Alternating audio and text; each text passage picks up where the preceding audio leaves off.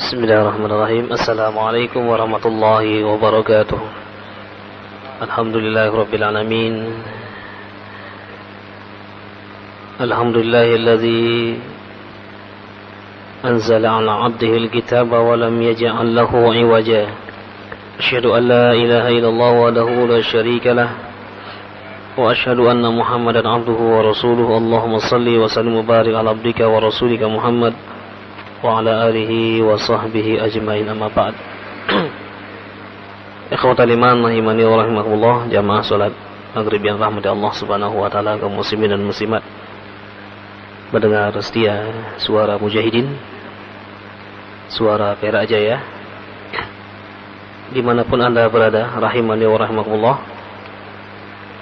Pada kesempatan yang berbahagia ini kita patut bersyukur pada Allah Subhanahu wa taala atas segala nikmat, segala karunia-Nya, nikmatul iman, nikmat sehat wal afiyah, dan masih banyak nikmat-nikmat Allah Subhanahu wa taala yang telah kita terima. Mudah-mudahan nikmat ini dapat kita syukuri sampai kita nanti bertemu dengan Allah Subhanahu wa taala. Amin ya rabbal alamin. Baik, pada kesempatan yang berbahagia ini kita akan membahas tentang bab yang baru, bab ke-46, babu fadlil hubbi fillahi wal hathu alaih. Bab yang menjelaskan tentang keutamaan mencintai Allah Subhanahu wa taala dan menganjurkan orang-orang untuk mencintai Allah Subhanahu wa taala. Wa ilamur rajuli man yuhibbuhu annahu yuhibbuh. Dan juga bab ini menjelaskan tentang seseorang mengungkapkan rasa cintanya, ungkapan cintanya kepada saudaranya, yang mengatakan saya mencintai anda karena Allah Subhanahu wa taala. Wa madza yaqulu lahu idza a'lamahu. Apa yang nanti dia katakan pada saat dia mengumumkannya. Sebagaimana disebutkan dalam sebuah hadis kursi, ketika Allah Subhanahu wa taala mencintai seseorang, dia mengatakan, wahai Jibril, katakan aku telah mencintai si fulan. Kemudian Jibril mengatakan, wahai para malaikat-malaikat, bahwa Allah Subhanahu wa taala telah mencintai si fulan. Jadi para sahabat mengatakan, ya Rasulullah, uhibbuka fillah, saya cinta kepadamu karena Allah Subhanahu wa taala. Sahabat-sahabat yang lain pun mengatakan, ana uhibbuka fillah, saya cinta kepadamu karena Allah Subhanahu wa taala. Jadi ungkapan-ungkapan seperti ini adalah ungkapan seorang mukmin yang satu dengan mukmin yang lain. Dia dipersaudarkan karena iman. Dia dipersaudarkan bukan karena kepentingan, bukan dipersaudarkan karena satu nasab, satu keturunan, tapi dipersaudarkan karena Allah Subhanahu wa taala. Sehingga kita tahu sendiri bagaimana Rasulullah sallallahu alaihi wasallam mempersaudarakan antara kaum Muhajirin dengan kaum Ansar, sehingga mereka menjadi bersaudara, saudara dalam keimanan. Baik, seperti biasa Imam An-Nawawi rahimahullahu taala, sebelum beliau membawakan hadis-hadis yang berkenaan dengan bab yang ditulisnya, beliau membawakan beberapa ayat di dalam Al-Qur'anul Karim. Dalam surah Al-Fatah ayat 29, a'udzubillahi minasyaitonir rajim, beliau membawakan penggalan ayat saja dia. Muhammadur Rasulullah walladzina ma'ahu asyidda'u 'alal kuffari ruhama'u bainahum. Muhammad Rasulullah dan orang-orang yang bersamanya asyidda'u 'alal kuffar, keras terhadap orang-orang kafir, ruhama'u bainahum, dan berkasih sayang kepada sesama muslim.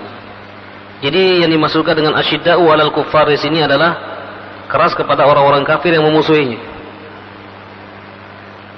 Karena tidak ada halangan bagi seseorang untuk berbuat baik kepada siapa saja, termasuk kepada orang-orang kafir pun tidak ada halangan seseorang untuk berbuat baik, maupun bekerja sama dalam bidang mistis dan lain-lain. Nah, tapi kalau sudah memusuhi, maka di sini sudah lain lagi perkaranya. Jadi ketika mereka memusuhi, maka kita ini juga dilarang untuk berwala kepadanya. Tetapi pada saat mereka tidak memusuhi, maka kita disuruh untuk berbuat baik kepada siapa saja. Ikhwatal iman rahimani wa rahimakumullah, dari surah Al-Fatah ini itu sangat jelas sekali bahwa Allah Subhanahu wa taala menyebutkan bagaimana sifat-sifat Nabi Muhammad sallallahu alaihi wasallam dan sifat umatnya, pengikut-pengikutnya yang setia. Di sini Allah Subhanahu wa taala menggambarkan bahwa Nabi Muhammad dan para sahabatnya adalah sangat lemah lembut kepada sesama kaum muslimin, kemudian keras kepada orang-orang kafir yang memusuhinya. Sehingga kalau dilihat di sini bagaimana para ulama kita menafsirkan ayat yang terdapat di akhir surah Al-Fatah ini, disebutkan wahadhihi sifat, wahadhihi sifatul mu'minin an yakuna ahaduhum syadidan anifan 'alal kuffar rahiman barran bil akhyar ghaduban abusan biwajhil kafir dhahukan bashushan fi wajhi akhil mu'min. Ibnu Katsir rahimahullah ta'ala mengatakan bahwa inilah sifat orang-orang yang beriman. Mereka sangat keras, tegas kepada orang-orang kafir yang memusuhi, dan sangat kasih sayang kepada orang-orang bil akhyar, orang-orang pilihan di dalam agama ini. Para ulama aja, sebagaimana yang sudah dibahas oleh Al-Imam An-Nawawi sebelumnya tentang keutamaan duduk di majlis-majlis para ulama dan bersahabat dengannya. Ya. Ghaduban abusan fi wajhil kafir, kemudian marah, ya. Kemudian berlaku menunjukkan ketidaksukaan kepada mereka-mereka yang memusuhi kaum muslimin. Sedangkan dhahukan bashushan fi wajhi akhihil mu'min, dan banyak tersenyum ketika dia bertemu dengan sesamanya, yaitu sesama orang-orang yang beriman. Kama qala ta'ala, sebagaimana disebutkan dalam firman Allah Subhanahu wa taala dalam surah At-Taubah ayat 123, ya ayyuhalladzina amanu qatilul ladzina yalunakum minal kuffari wal yajidu fikum ghilzah. Jadi dalam surah At-Taubah ini ayat 123 Allah Subhanahu wa taala menjelaskan tentang wahai orang-orang yang beriman, perangilah orang-orang kafir yang memusuhi kalian. Jadi perangilah orang-orang kafir yang memusuhi kalian. Jadi di sini Allah Subhanahu wa taala dengan tegas sekali mengatakan untuk memerangi orang-orang kafir di sekitar kita yang memusuhi kita, ya. Kemudian dan hendaklah mereka menemui kekerasan daripadamu. Artinya dan ketika kalian memeranginya, betul-betul memerangi seolah-olah kalian tidak memiliki rasa kasih sayang kepadanya karena dia memusuhi Islam. Wal yajidu fikum ghilzah wa'lamu annallaha ma'al muttaqin. Bahwasanya Allah beserta orang-orang yang bertakwa. Ini gambaran bagaimana orang-orang yang beriman memiliki sifat kasih sayang kepada sesama muslim, dan dia keras kepada orang-orang kafir yang memusuhinya. Rasulullah SAW dalam satu sabdanya mengatakan, "Matsalul mu'minina fi tawaddihim wa tarahumihim kamatsalil jasadil wahid idza syaka minhu 'udwun tada'a lahu sayral jasadi bis sahri wal humma." Ya. Jadi perumpamaan orang-orang mukmin yang satu dengan yang lain, ya, di dalam pergaulannya, dalam kasih sayangnya, itu kal jasadil wahid, seperti jasad yang satu. Idza syaka minhu udwun, apabila salah satu dari anggota badannya sakit, maka semuanya pun akan menjadi sakit. Wa qala, dan di dalam hadis yang lain dikatakan, al mu'min lil mu'min kal bunyan yashuddu ba'dahu ba'dha. Orang yang mukmin yang satu dengan yang lain seperti bangunan. Kita lihat bangunan, ada atap, ada dinding, ada tiang, ada lantai.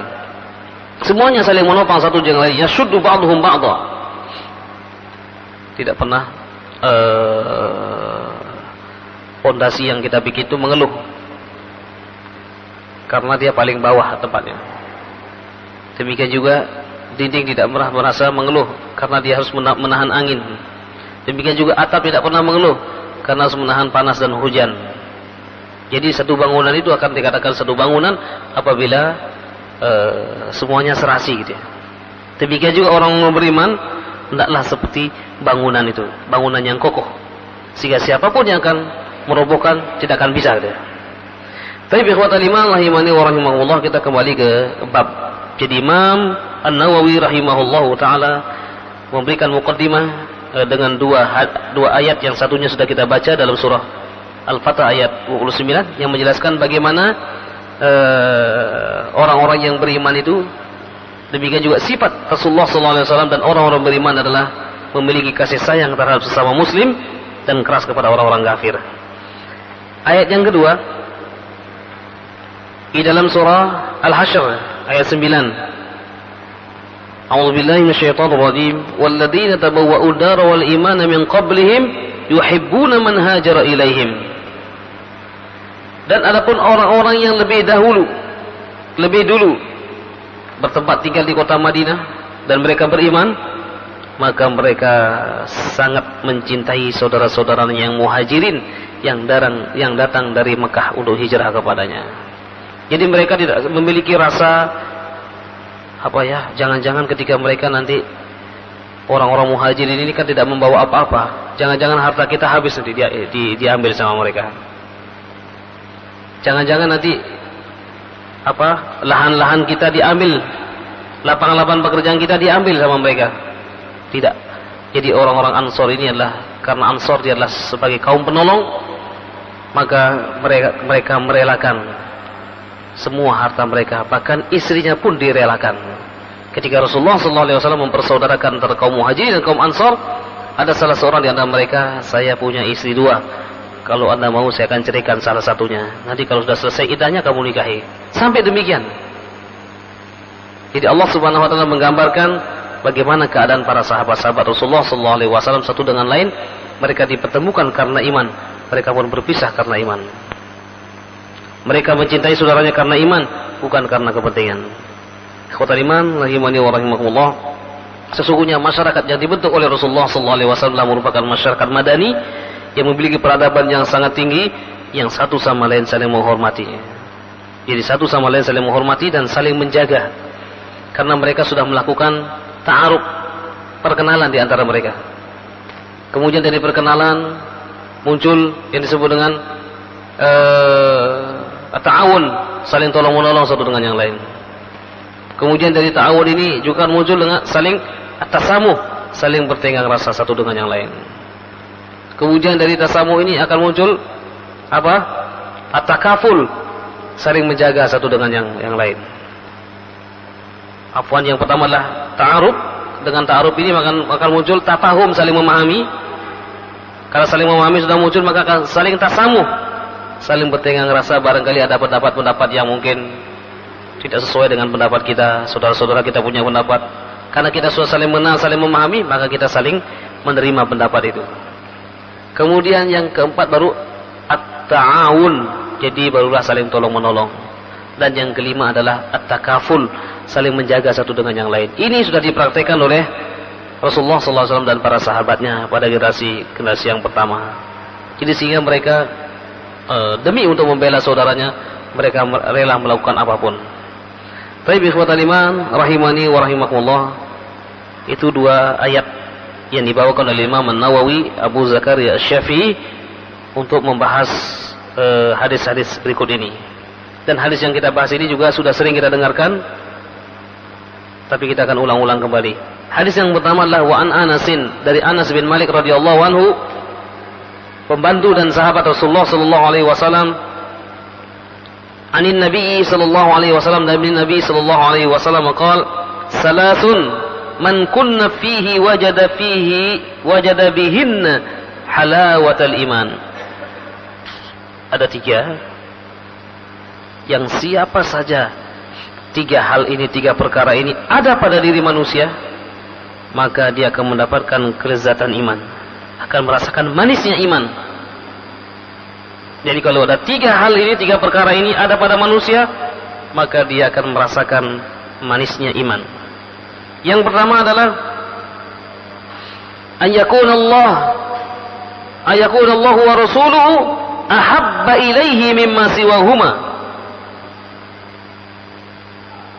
Jadi yang menjadikan Allah dan Rasulnya lebih dia cintai daripada yang lain.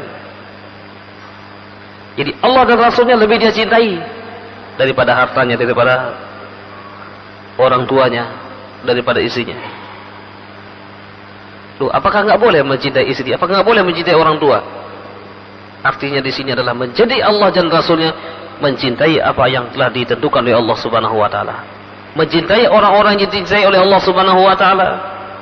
Kalau seseorang menikah mencintai istrinya karena Allah Subhanahu Wa Taala, nilainya ibadah. Kalau seseorang berteman kemudian dia teman ini adalah baik, taat kepada Allah, dia mencintai menyenanginya, ibadah, nilainya adalah ibadah. Demikian juga dia mencintai kedua orang tuanya karena kedua orang tuanya taat, ibadah. Demikian juga dia mencintai anak-anaknya karena anak-anaknya adalah anak-anak yang taat, ini juga termasuk ibadah. Itu yang disebut dengan lebih mencintai Allah dan Rasulnya. Mencintai Allah manakala Allah memanggil kita, baik dalam keadaan sulit maupun dalam keadaan senang, kita harus datang.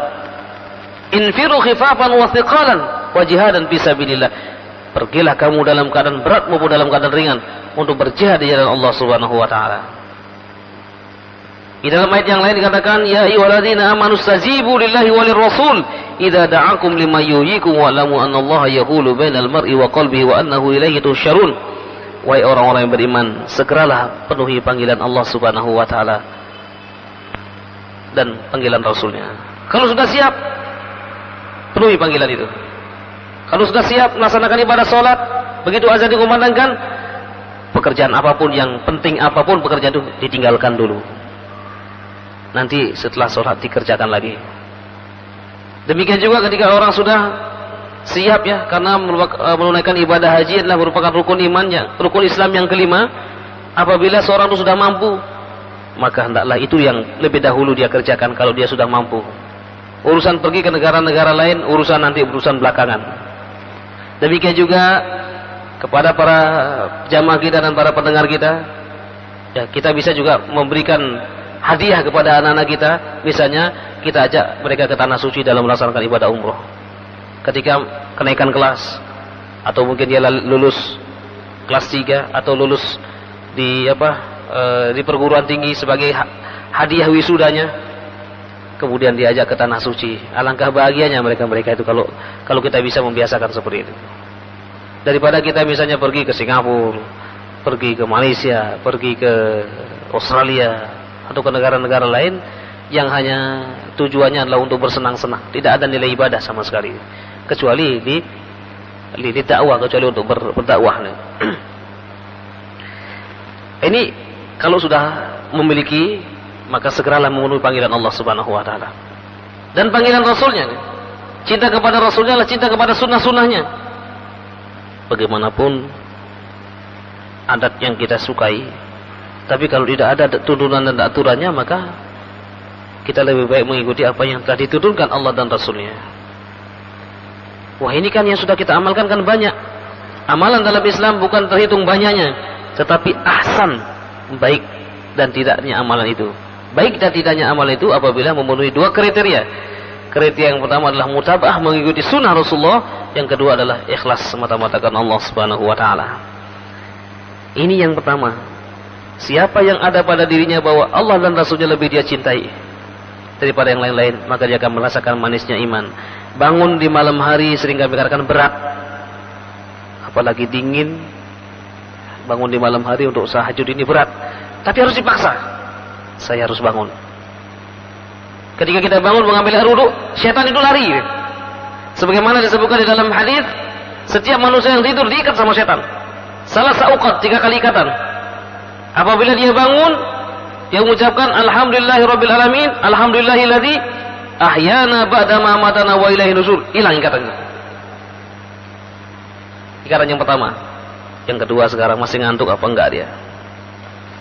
Dia ambil air wudu, hilang ikatan yang kedua. Kemudian dia sholat, hilanglah ikatan itu semua. Maka ketika dia di pagi hari, maka dialah orang yang terbaik pada hari itu.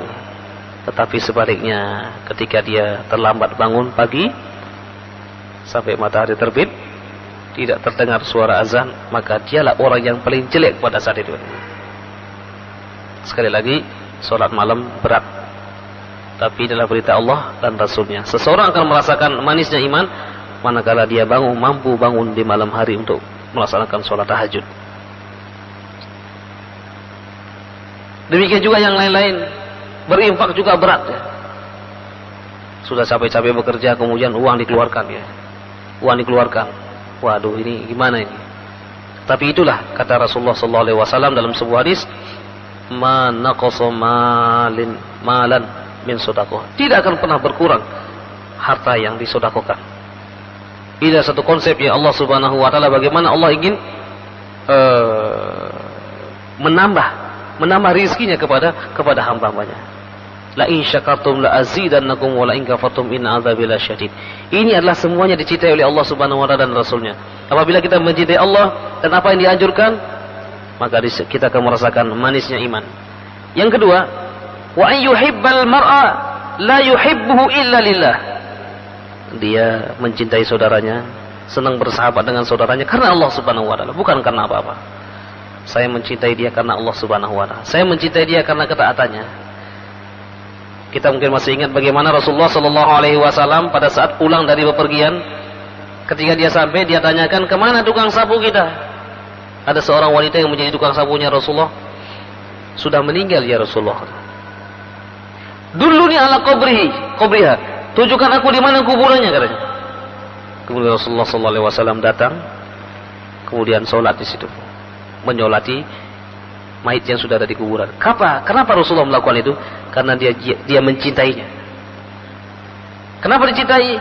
Karena dia taat kepada Allah Subhanahu wa taala. Bukan dia, Rasulullah tidak pernah melihat apa pekerjaan orang itu, tapi dia melihat bahwa orang inilah orang yang beriman. Taib, jadi mencintai saudaranya dia karena Allah Subhanahu wa taala. Dia akan merasakan nikmatnya iman, tuh manisnya iman. Yang ketiga adalah wa an yakraha an ya'uda fil kufri ba'da an anqadhahu Allahu minhu. Yaitu dia sangat membenci kekufuran setelah Allah Subhanahu wa taala bebaskan dari kekufuran itu, kekafiran. Jadi pada saat dia dulu masih kafir, kemudian dia diberikan hidayah oleh Allah Subhanahu wa taala, dia benci dengan kekafiran itu. Sebagaimana sahabat Umar bin Khattab sangat benci dengan kekufuran. Demikian juga sahabat-sahabat yang lain. Bahkan dengan dia memeluk agama Islam dan sahabat-sahabat yang lain memeluk agama Islam, dia harus mengorbankan orang tuanya, mengorbankan anaknya, mengorbankan istrinya, bahkan mengorbankan hartanya. Jadi ada salah seorang sahabat yang pada saat perang Badar itu bertemu antara orang tua dengan anak karena iman. Dia lebih memilih Allah dan Rasulnya daripada memilih orang tuanya yang masih kafir. Dia lebih memilih Allah dan Rasulnya daripada hanya sekedar harta yang dimilikinya. Sebagaimana Utsman bin Affan, kita tahu pada saat dia hijrah tidak membawa sepeser pun uang yang dimilikinya, semua diinfakkan di jalan Allah. Tetapi ketika sampai di Madinah, dia adalah termasuk sahabat yang paling kaya raya, pernah menginfakkan 1000 ekor unta. 1000 ekor nggak main-main. Kalau dijajarkan dari sini sampai di Gupah Lawan itu 1000. Utsman mengatakan, "Ya Rasulullah, ini saya untukkan untuk Allah dan Rasulnya." Demikian juga Abdurrahman bin Auf pada saat sampai ke Madinah nggak bawa apa-apa. Sampai seorang sahabat mengatakan, "Ya Abdurrahman, bagaimana kalau bagi saya punya tanah, silakan bagi 2. Saya separuh, kamu separuh." "Terima kasih wahai sahabatku, mudah-mudahan Allah memberkahi harta Anda. Tunjukkan kepadaku di mana sih pasar itu." Kemudian dia ke pasar, mulailah dia melihat perniagaan di sana, dan dia berniaga sehingga dia juga menjadi seorang konglomerat dan berhasil menginfakkan kurang lebih 300 ekor unta. Nggak main-main, 300 ekor unta. Satu unta mungkin harganya sekarang sekitar 25 juta. Tinggal mengalihkan saja berapa itu? Berapa triliun dia. Itulah kalau mereka-mereka itu yang tadinya adalah benci dengan kekufuran setelah mereka masuk ke dalam Islam. Kama yakrahu an yuqdhafa finnar, sebagaimana dia tidak suka sekali nanti kalau dimasukkan oleh Allah ke dalam neraka. Ikhwatal iman rahimani wa rahimakumullah. Jadi dapat disimpulkan hadis yang pertama ini bahwa Rasulullah menjelaskan ada 3 indikator, yaitu seseorang akan bisa merasakan manisnya iman. Yang pertama, dia menjadikan Allah dan Rasulnya lebih dia cintai daripada yang lain-lain. Yang kedua adalah dia mencintai, menyenangi saudaranya karena Allah Subhanahu wa taala. Yang ketiga, dia sangat membenci kekufuran setelah Allah Subhanahu wa taala berikan hidayah kepadanya. Itulah ikhwatal iman rahimani wa rahimakumullah yang dapat disampaikan pada kesempatan yang berbahagia ini. Kita masih sisakan waktu kurang lebih 10 menit, 15 menit. Sekarang masuk waktu 18.54. Kita berikan kesempatan kepada para jemaah untuk bertanya jawab. Silakan. Sebenarnya hadis yang berikutnya adalah sangat menarik sekali, tapi karena panjang, nanti insya Allah kita akan bahas pada pertemuan berikutnya. Assalamualaikum warahmatullahi wabarakatuh. Waalaikumsalam warahmatullahi wabarakatuh. Mohon petunjuk Pak Ustaz. Caranya kita menyintai Allah Subhanahu wa taala sama Rasul, itu caranya gimana Pak Ustaz? Apa kita hanya sholat aja, apa dzikir sholat malam, atau kita sholat sunnah, khususnya kita caranya menyintai Allah Subhanahu wa taala Rasulnya Pak Ustaz? Bagaimana caranya kita mencintai Allah Subhanahu wa taala dia? Apa dengan sholat saja atau sholat malam dia? Atau juga bagaimana? Jadi untuk mencintai Allah Subhanahu wa taala sangat banyak sekali.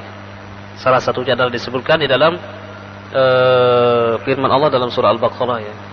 Laisal birra an tuwallu wujuhakum qibala al-masyriqi wal maghribi walakinnal birra man amana billahi wal yawmil akhir ila akhir ayat. Surah Al-Baqarah ayat 177.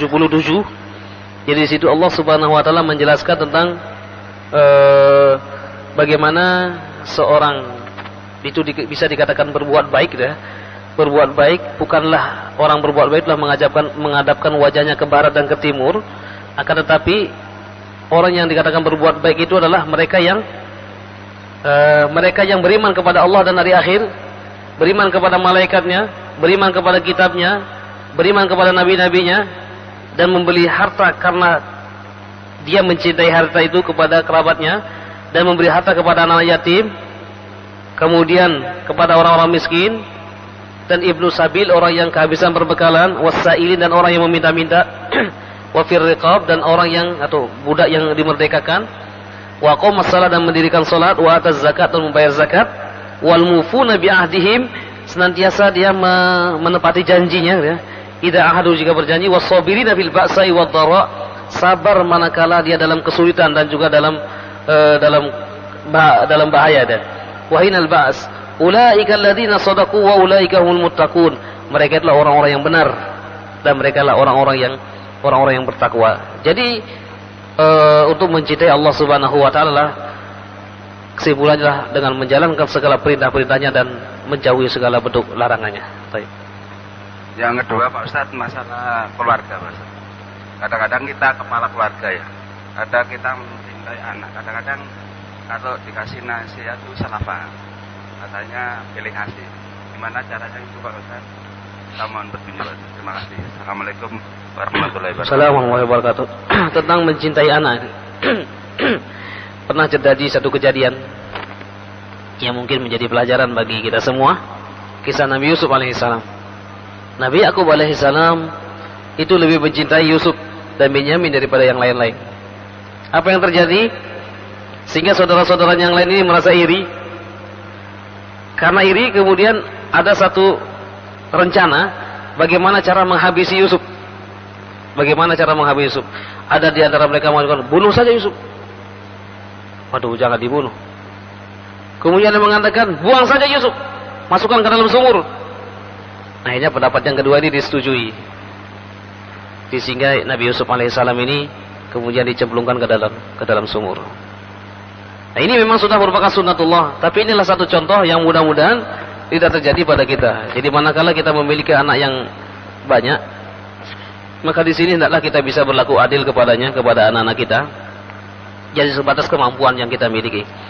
Memang ada orang tua yang melebihkan anaknya yang satu daripada yang lain. Mungkin karena beberapa hal, seperti Nabi Yakub alaihissalam melebihkan Nabi Yusuf, karena dia tahu Nabi Yusuf ini adalah calon nabi gitu.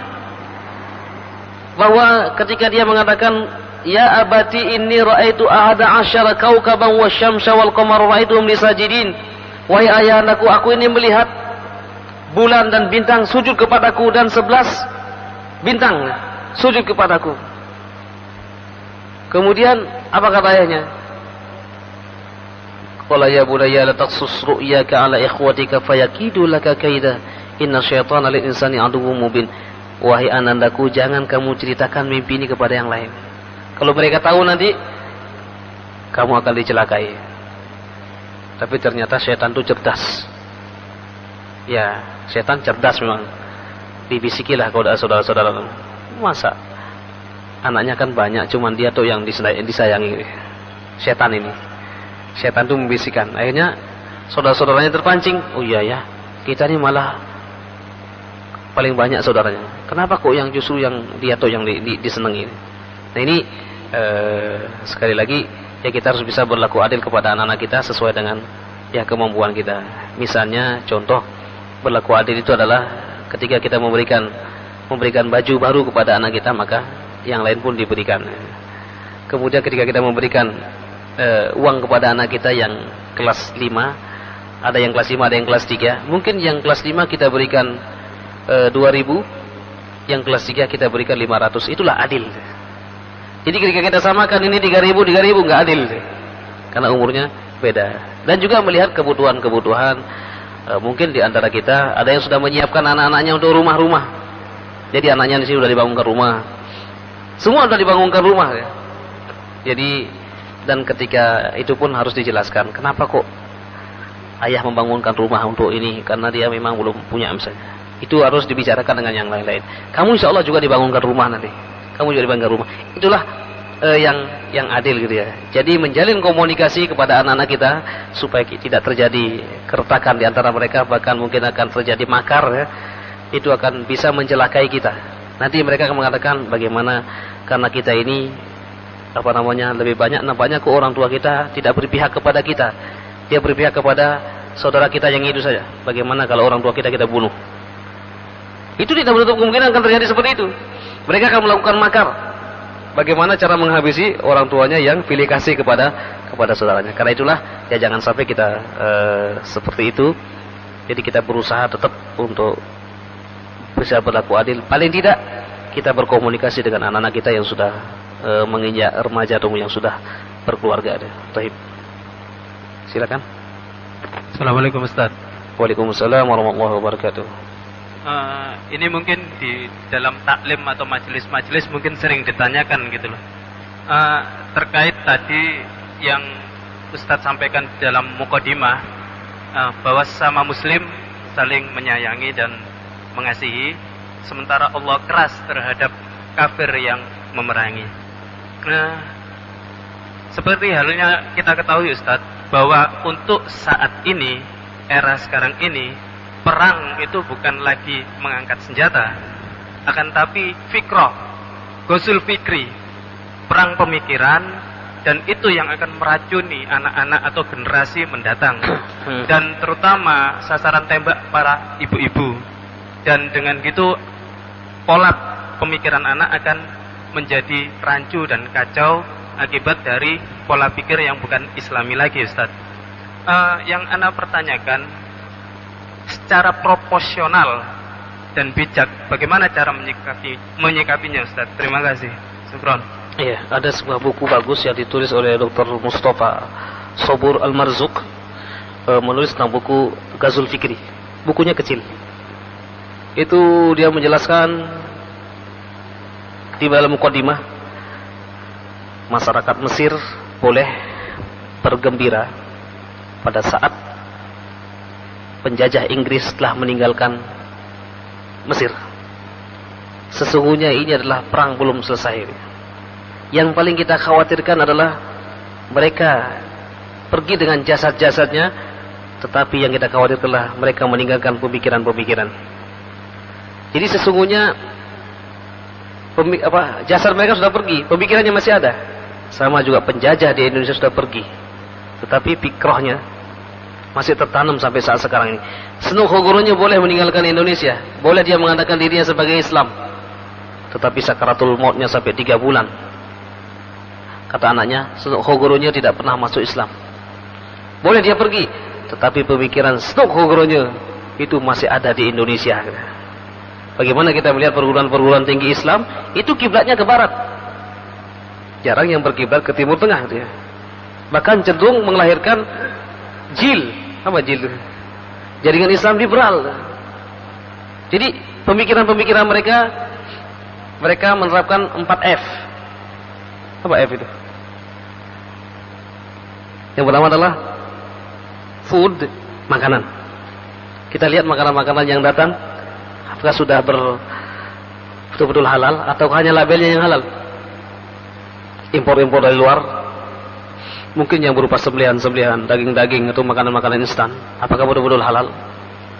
Yang kedua adalah fashion. Apa fashion itu? Budaya apa? Fashion. Hah? Pakaian. Fashion.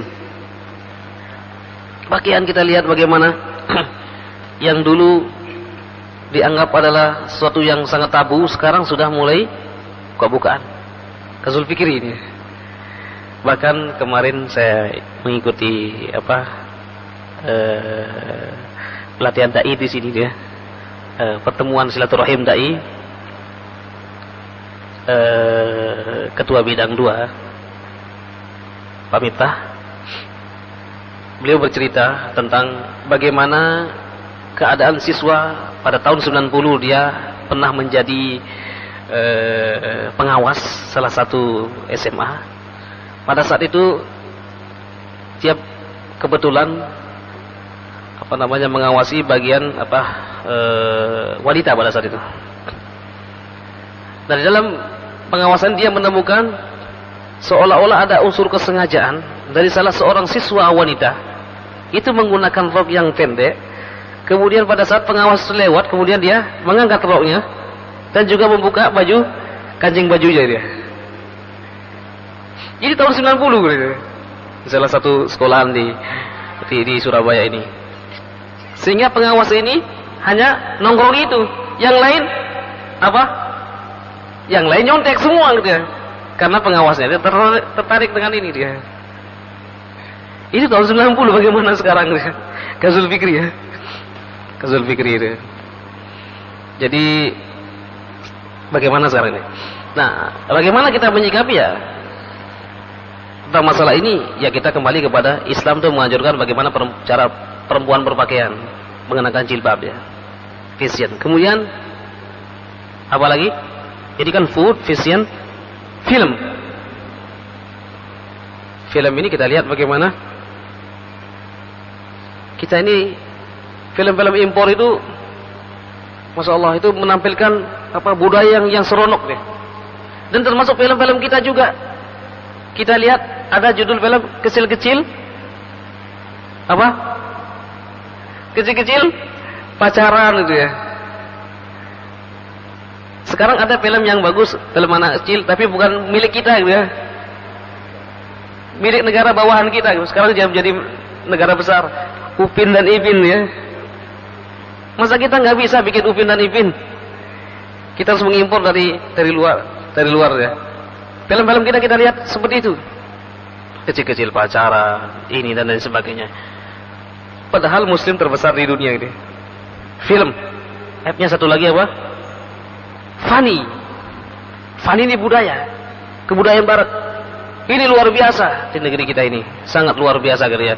Jadi sehingga inilah yang akan merusak kaum muslimin. Jadi kita tidak terasa kita ini sedang berperang. Hidup perangnya adalah perang yang halus, yang disebut dengan Ghazul Fikri. Karena tidak mungkin ya. Sekali tidak mungkin orang-orang atau musuh-musuh Islam ini bisa mengalahkan Islam di medan perang. Tidak pernah terbukti bahwa mereka, bagaimanapun mereka menggunakan senjata yang canggih kayak apapun, tidak pernah menang. Justru Islam itu semakin ditekan, semakin dia semangat jihadnya itu semakin bangkit ya. Bagaimana dulu tahun 45, senjata yang digunakan oleh musuh adalah sudah sangat begitu luar biasa. Kaum muslimin dengan menggunakan pedang dan dengan menggunakan bambu runcing, dengan teriakan Allahu Akbar, mereka mampu mengusir penjajah. Sehingga mereka sekarang nggak berani menghadapi kaum muslimin. Di mana? Di Irak. Apa mereka berani sekarang? Nggak berani. Di Afghanistan. Yang ditampilkan adalah tentara Taliban jatuh sekian. Bagaimana tentara-tentara kaum kafirin yang banyak itu tidak pernah diekspos. Mereka ketakutan ya. Jadi mereka tidak berani menghadapi kaum muslimin lewat jalur peperangan. Mesti kalah dia. Karena doa Nabi yang pernah kita sampaikan lewat khutbah Idul Fitri beberapa tahun yang lalu, Nabi berdoa 3 dia. Dia mengatakan, ya Allah, janganlah engkau hancurkan umat ini dengan bencana-bencana. Allah kabulkan. Yang kedua, ya Allah, janganlah engkau kuasakan umat ini kepada musuh-musuhmu. Atau janganlah kau jadikan musuh-musuhmu menguasai kaum muslimin. Allah kabulkan. Lalu peperangan. Yang ketiga, ya Allah, janganlah kau jadikan umat ini berpecah belah. Allah tidak mengabulkan. Jadi intinya bahwa ketika kita menemukan peperangan seperti itu, kita kembali kepada Al-Quran dan Sunnah Rasulullah SAW, kembali kepada power ya, yang pernah kita sampaikan. Power, untuk menghadapi ini kita perlu power, kekuatan. P-nya adalah pelajari sejarah orang-orang yang sukses. O, obati hati dengan Al-Quran. W, waspada terhadap maksiat. E, enyahkan malas beribadah. R, rutin dalam tarbiyah, dalam kajian-kajian seperti ini. InsyaAllah Ghazul Fikri yang kita takutkan itu adalah InsyaAllah akan bisa kita tolong. Baik, karena sudah waktu, jadi nanti tolong dibaca buku Ghazul Fikri. Bukunya kecil, ditulis oleh Syekh Mustafa Sabur Al-Marzuq ya. Jadi terbitan Gema Insani Press. Aqulu qawli hadza wa astaghfirullah li wa lakum wa ashkurukum ala husni timamikum. Rabbana zalamna anfusana wa illam taghfir lana wa tarhamna lanakunanna minal khasirin. Rabbana la tuzigh qulubana ba'da idh hadaytana wa hab lana min ladunka rahmatan innaka antal wahhab. Allahumma adfa'anna al-bala war riba wal zalazi wal mihan an baladina khasatan Indonesia wa wasair biladil muslimin 'amatan ya rabbal alamin.